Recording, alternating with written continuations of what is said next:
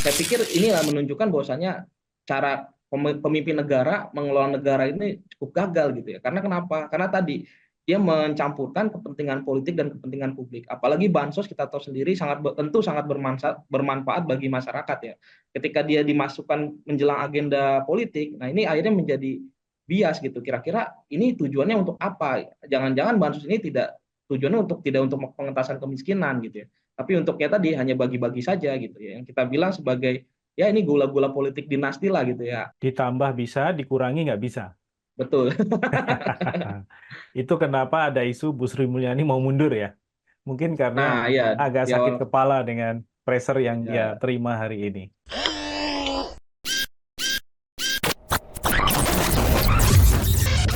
Halo sahabat integritas, jumpa lagi di program Buka Kartu. Bansos rasa Pilpres panas ya, dibahas oleh media, diungkit oleh paslon nomor 1 dan nomor 3, dan juga dikritisi oleh media, mengingat kesannya pembagian bansos pada Januari Februari bulan ini itu berkaitan langsung dengan Pilpres 2024 yang akan berlangsung pada 14 Februari besok. Nah, apakah memang eh, distribusi bansos yang begitu masif yang dilakukan langsung bahkan oleh Presiden Jokowi dan berkoordinasi dengan Menteri Koordinator Bidang Ekonomi, bukan Menteri Sosial, ini merupakan sebuah upaya yang dalam bahasa akademik disebut sebagai pork barrel politics, ya. Atau memang ada konteks tertentu yang ini dimaksudkan untuk mengantisipasi berbagai hal yang dapat menyebabkan masyarakat miskin menjadi lebih miskin kalau tidak didukung oleh bansos yang telah didistribusikan oleh Presiden. Nah, untuk membahas itu kita sudah ada tamu istimewa, narasumber yang sudah juga banyak dikutip ya pernyataannya oleh media, masih muda juga ya. Namanya Gurnadi Ridwan, peneliti dari Fitra. Sahabat integritas yang belum tahu apa itu Fitra, Fitra adalah lembaga swadaya masyarakat yang fokus pada pengawasan anggaran publik. Dalam hal ini APBN, APBD, termasuk dana di BUMN maupun di BUMD. Nah, kita akan ngobrol seputar itu dengan Bung Gurnadi. Apa kabar, Gur? Siap, alhamdulillah baik Mas Anan. Mas Anan gimana kabarnya? Sehat juga, Gur. Ini soal bansos mendekati Pilpres, Gur. Siap, siap. Kalau merujuk kepada pemberitaan yang baru saja muncul dalam kira-kira 2-3 hari terakhir, ini kok rasanya ada yang agak aneh gitu ya. Saya mulai dari pertama, distribusinya itu dirapel. Yang harusnya itu Januari, Februari, Maret, ini dirapel menjadi 600.000 sekaligus. Satu Mm-mm. bulan mestinya 200.000 untuk 3 bulan, sekarang dirapel menjadi 600.000. Itu yang pertama. Yang kedua, ada juga yang menyatakan merujuk kepada data-data juga yang dikeluarkan oleh Kementerian Keuangan, data bantuan sosial yang sekarang ada itu kok rasanya mendekati nilai atau jumlah ketika kita menghadapi krisis pandemi COVID-19.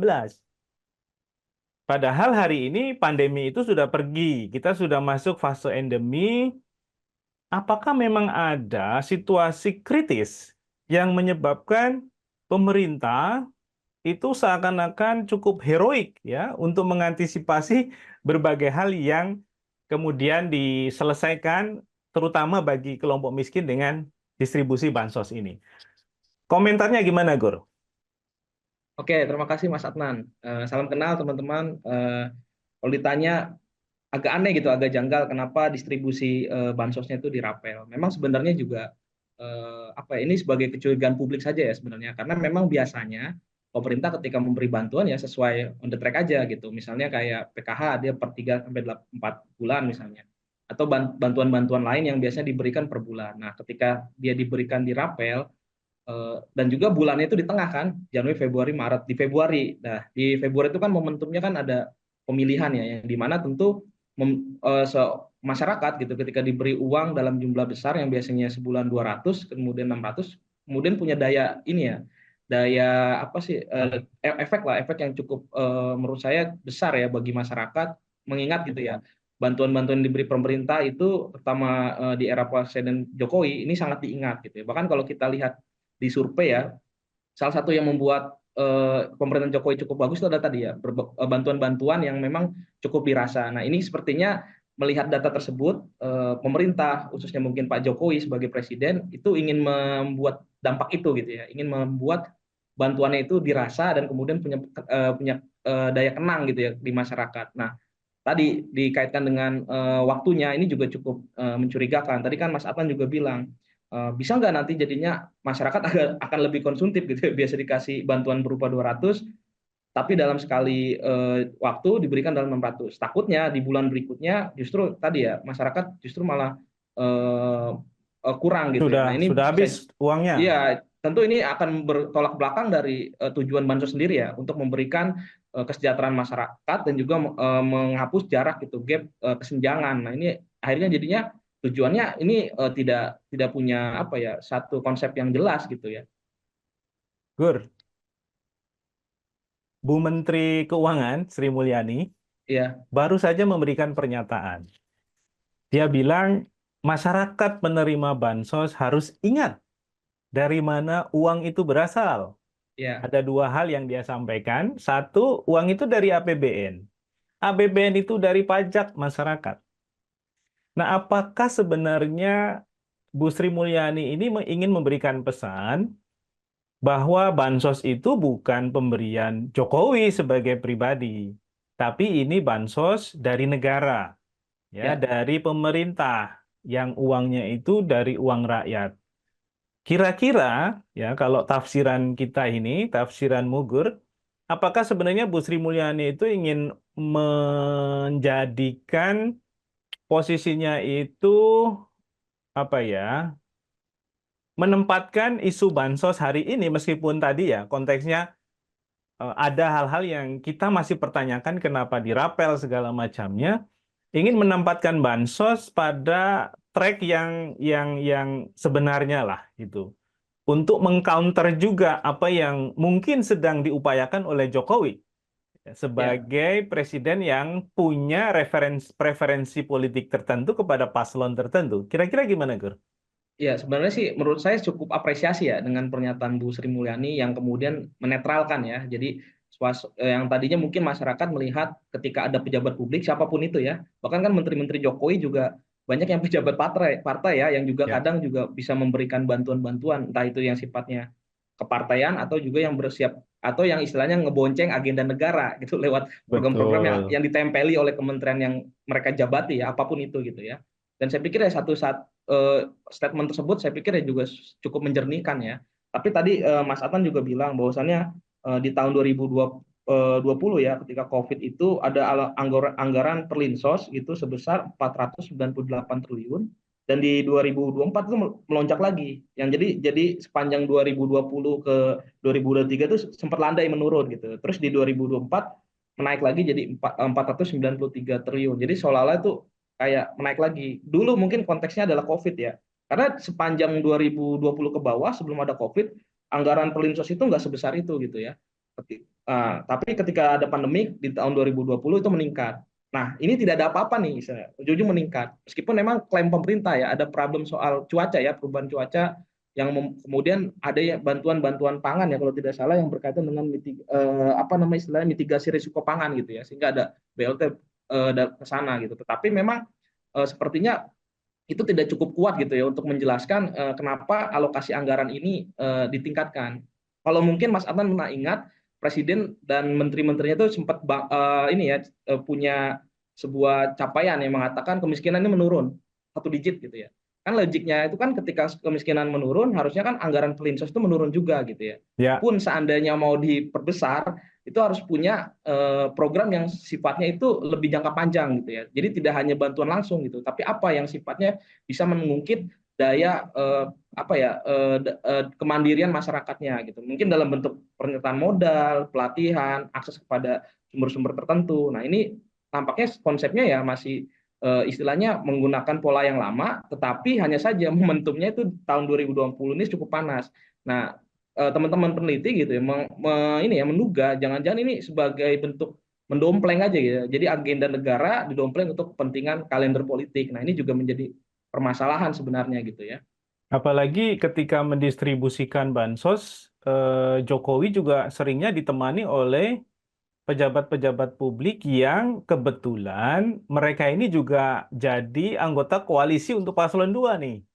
Ada Ya, betul. Zulhas, ada Pak Airlangga Erlangga gitu ya. ya. Bahkan Ya, statement-statement mereka itu juga mengarahkan kepada ingatan publik supaya merujuk kepada Jokowi. Nah, ya. ini bantuan dari Pak Jokowi, jadi tolong diingat, Pak Jokowi adalah yang memberikan bantuan.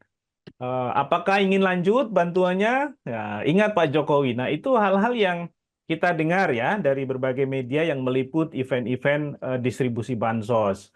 Apakah kecurigaan kita juga sama itu, Gur? Ya, Bahwa kurang ini lebih kok sama sih, ada Mas. bau-bau mempolitisasi program bansos gitu ya? Ya, sepertinya sama sih Mas ya. Kalau misalnya kita pahami ya, di situ ada istilahnya itu undang-undang ini ya undang-undang yang berkaitan dengan ini apa namanya netralitas gitu ya. Bahwasannya memang pejabat publik itu undang-undang tentang pejabat publik di mana harus punya perilaku profesionalitas, netralitas dan tidak memanfaatkan ini ya apa namanya fasilitas negara. Nampaknya Jokowi juga lupa gitu ya sebagai presiden bahwasannya meskipun dia di awal-awal masa kampanye awal kan dia selalu bilang netralitas netralitas, tapi di tengah jalan nampaknya dia yang melakukan pelanggarannya gitu kan dengan cara tadi ya apa ya membawa menteri-menteri kabinetnya bahkan tidak hanya satu dua gitu ya, kadang juga ada di beberapa tempat event lain juga sama gitu ya. Nah itu juga seolah-olah ingin mendongkrak gitu ya dari apa yang dia dukung gitu, karena memang suka tidak suka bicara Pak Jokowi tidak akan lepas dengan anaknya beliau Gibran yang sedang mencalonkan diri gitu ya. Nah itu juga yang dirasa menjadi sebuah kekecewaan gitu ya, karena memang dia tidak kemudian punya sikap yang lebih logowo gitu ya, yang lebih apa ya mencontohkan, karena setelah pilpres ini kan ada lagi pemilihan daerah. Nah takutnya kejadian-kejadian ini dicontoh oleh pemerintah daerah lainnya gitu, Yang bosnya kebetulan incumbent ya. ya, ya, yang kebetulan incumbent betul. Ya, kemarin aja tidak ada punishment, tidak ada penekanan dan sebagainya. Ini akan menjadi event apa contoh buruk gitu ya bagi pemilihan selanjutnya gitu di level daerah gitu. Dan saya pikir juga eh, ini juga harus apa ya kekuasaan presiden itu kan sangat besar gitu ya. Nah, dia mau lapor ke siapa lagi gitu ya yang standing oleh dia gitu. Nah, ini juga menjadi permasalahan gitu ya. Makanya banyak meme-meme yang mengatakan presiden melapor ke presiden gitu ya. Presiden izin ke presiden. Itu kan menunjukkan bahwasannya Jokowi lupa gitu. Bahwasannya ada kekuasaan yang melekat yang dilindungi dalam undang-undang dasar, bahwasannya dia banyak menguasai sumber-sumber daya gitu ya. Tidak hanya anggaran ya, berkaitan juga dengan birokrasi, bahkan militer, intelijen dan sebagainya. Itu juga saya pikir ini menjadi satu kesalahan fatal saya pikir ya, dan juga memang masyarakat kemudian tidak akan salah ketika dikatakan presiden hari ini tidak netral gitu, karena memang contoh-contohnya bisa dilihat gitu ya, walaupun memang ya dari menteri-menteri lainnya mengatakan bahwasanya ini urgensi, ini penting gitu ya meningkatkan bansos dan sebagainya, tapi tadi tata caranya itu yang kemudian menjadi permasalahan gitu. Gur, satu lagi berkaitan dengan kontroversi bansos adalah Menteri Sosial malah sepertinya nggak pernah muncul nih namanya. Padahal Kementerian Sosial adalah kementerian yang secara teknis Di biasanya sektornya ya. mengatur, ya, bahkan menjadi pelaksana karena dia adalah kementerian teknis Ya, untuk mendistribusikan bansos. Nah, pertanyaan saya, apakah lazim dalam hal ini ketika seorang menteri sosial itu tidak terlibat sama sekali dalam upaya program mendistribusikan bansos? Dan yang kedua, pertanyaannya, kalau dia tidak dilibatkan, referensi atau data atau rujukan data orang-orang miskin yang mendapatkan bansos itu lalu merujuk kepada data punya siapa? Karena Ya, mestinya kan itu ada di Kementerian Sosial, ya. bukan di misalnya menterinya kantornya Pak Airlangga sebagai Menko karena dia mengkoordinir saja sebenarnya gitu. Kira-kira gimana, Gur? Ya, itu juga menjadi permasalahan ya. Sebenarnya sih kalau dilihat secara profilnya kan, Bu Risma itu kan dari PDI ya. Nah, ini antara PDI dan Pak Jokowi juga sebenarnya ada permasalahan gitu ya, dalam tanda kutip beda dukungan gitu ya. Saya pikir inilah menunjukkan bahwasanya cara pemimpin negara mengelola negara ini cukup gagal gitu ya. Karena kenapa? Karena tadi dia mencampurkan kepentingan politik dan kepentingan publik. Apalagi bansos kita tahu sendiri tentu sangat bermanfaat bagi masyarakat ya.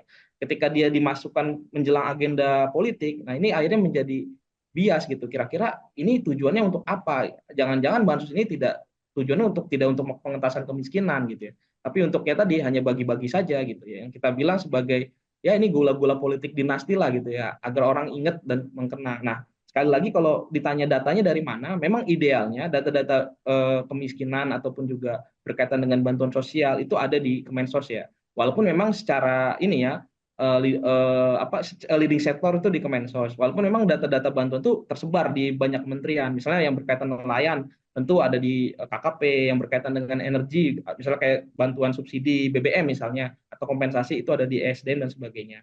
Nah, kalau yang saya pelajari itu, memang pemerintah itu mengaju pada data pensasaran percepatan penghapusan kemiskinan ekstrim P3 KE ya, di Kementerian apa namanya PMK gitu ya, ataupun juga ya, Reksorsek yang dari BPS ya, kemudian juga di take over sama Bappenas. Nah, kalau melihat dari data ini ya, saya tidak melihat relasi politiknya dulu gitu, tapi saya lihat ini data-data kemiskinan banyak sumbernya, banyak Ya. referensinya.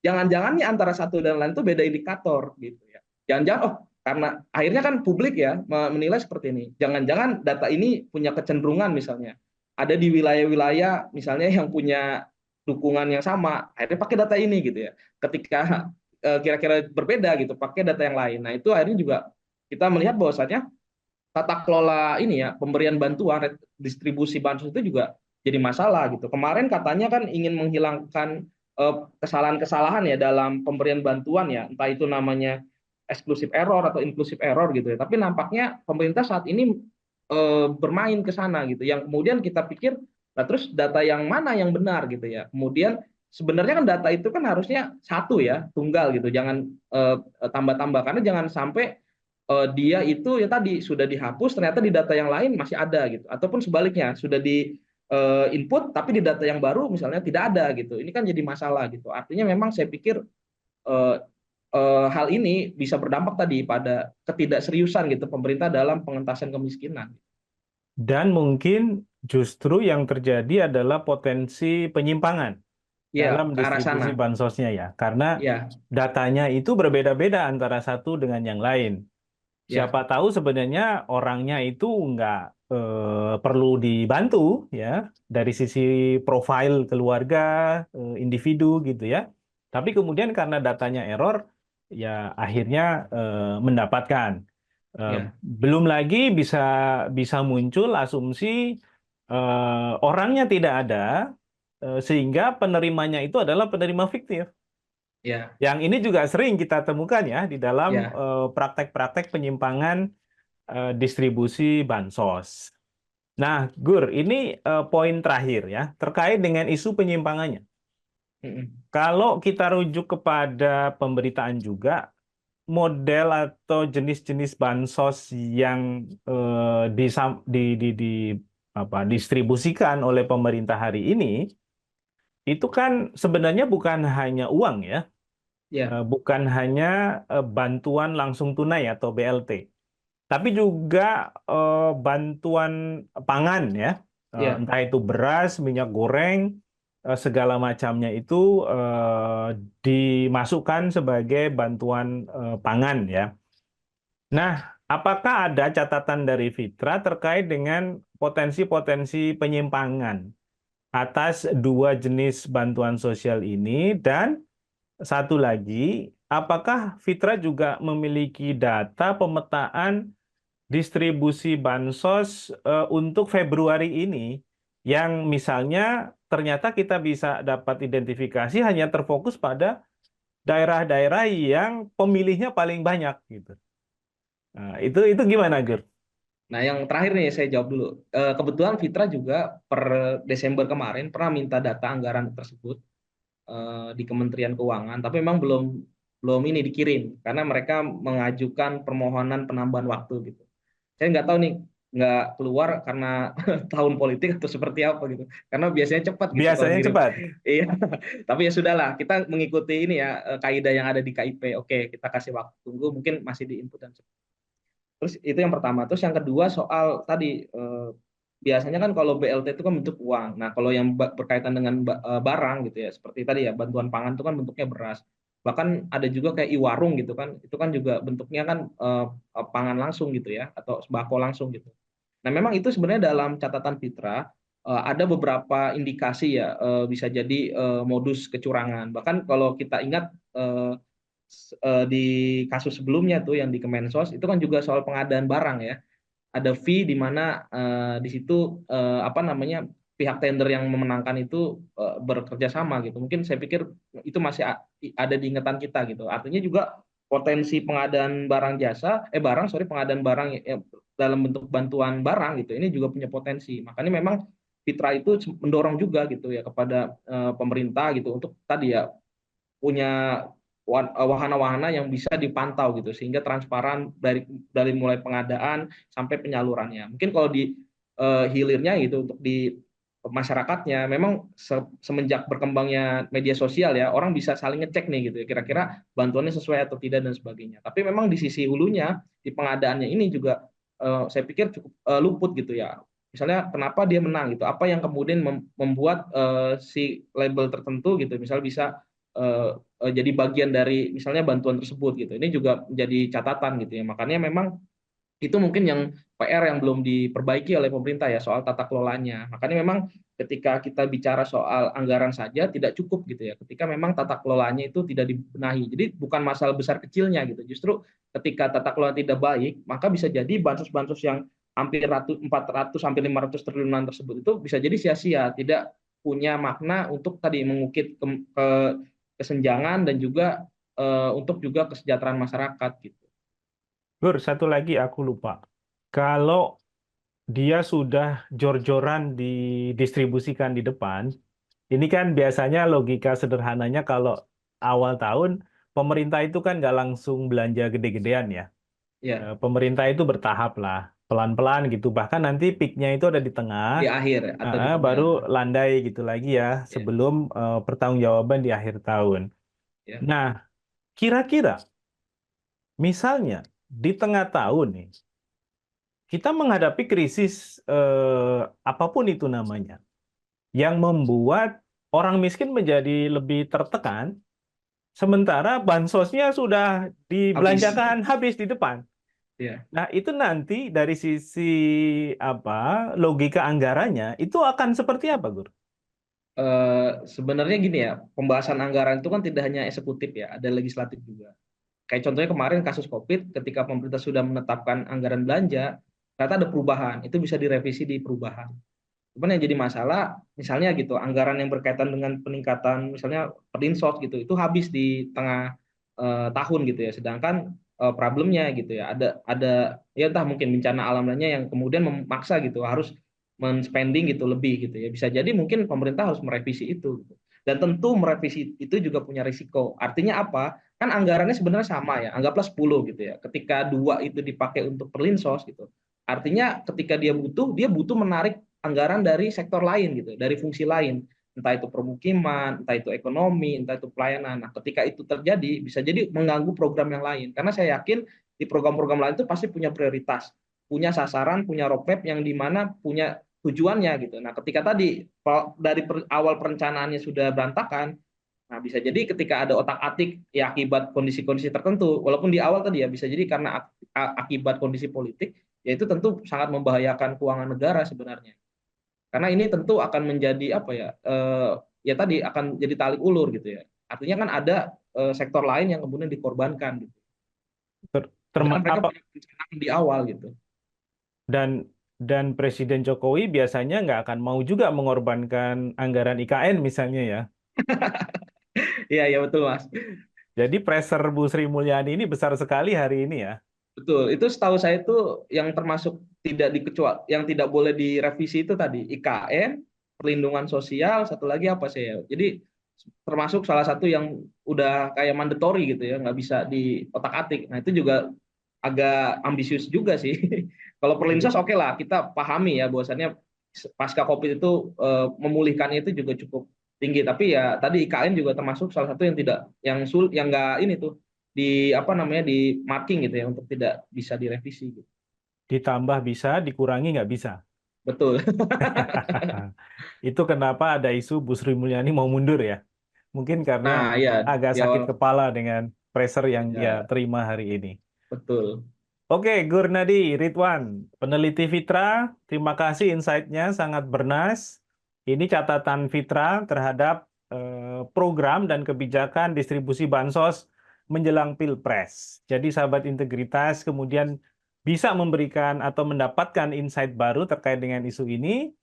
Jangan lupa subscribe channel kita, channel Fitra juga ya, karena Fitra juga punya channel YouTube, punya akun medsos yang lain ya. Jadi silahkan saja di browsing nanti, dicari-cari. Nanti kita juga akan cantumkan apa medsosnya Fitra di channel ini gitu ya, di kanal ini. Demikian sahabat integritas, bincang kita dengan Gurnadi Ridwan, peneliti Fitra. Kita jumpa lagi di lain waktu. Salam anti korupsi, sampai jumpa.